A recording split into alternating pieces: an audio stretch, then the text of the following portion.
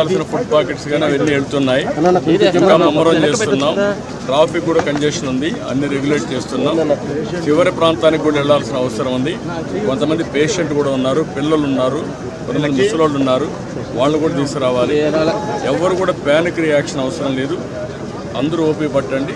1 గంట 2 గంటల్లో అందరం ఓపికగా ఉంటే ఇంకా తొందరగా పనులు అవుతాయి. అన్నీ చేస్తానని అభ్యర్థన చేస్తున్నా. ఇక్కడే ఉంటా, కంట్రోల్ రూమ్ని యాక్టివేట్ చేస్తున్నా. ఎంతవరకు చేయగలుగుతామో అన్నీ చేసి అందరిని ఆదుకుంటాం. 110 పైన బోట్లు పనిచేస్తున్నాయి. అదే మాదిరిగా 4-6 హెలికాప్టర్లు వస్తున్నాయి.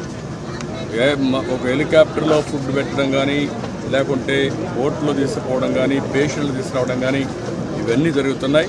వర్షం కూడా పడతా ఉంది, అయినా కూడా ఎక్కడ ఆపరేషన్స్ ఆపం, అన్ని విధాలు. సార్, ప్రకాశం బ్యారేజ్ 69 గేట్ దగ్గర బోట్లు కొట్టుకురావడం ఏమన్నా కుట్రే ఉంది? ఇవన్నీ ఇప్పుడు నేను అవన్నీ మాట్లాడను. ప్రతి ఒక్కదానికి మనం అవన్నీ మాట్లాడడం కరెక్ట్ కాదు. ప్రస్తుతం నా డ్యూటీ ఎట్టి పరిస్థితుల్లో కష్టాల్లో ఉండే ప్రజలను ఆదుకోవడం, వాళ్ళ ప్రాణాలు కాపాడుకోవడం, తక్షణ వాళ్ళకి కొంత సహాయం చేయడం అవసరం. అదే చేస్తాం. మనకు ఓవరాల్గా అక్కడే ఉంది 11,40,000 ఆఫ్ వాటర్ వస్తుంది. ఇది ఎప్పుడు రానంటే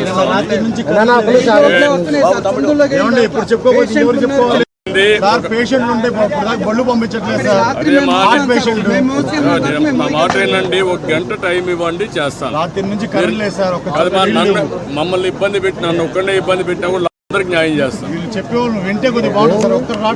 నేను విన్నానమ్మా, మీ కష్టాలు అర్థం చేసుకున్నాను, అందరిని ఇంటూనే వచ్చా. ఇప్పుడు మళ్ళా పోయి నేను అన్ని స్ట్రీమ్ లైన్ చేస్తాను, మళ్ళా వస్తాను, నేను చూసుకొని చేస్తాను. నాకు వదిలిపెట్టి నేను చేస్తాను.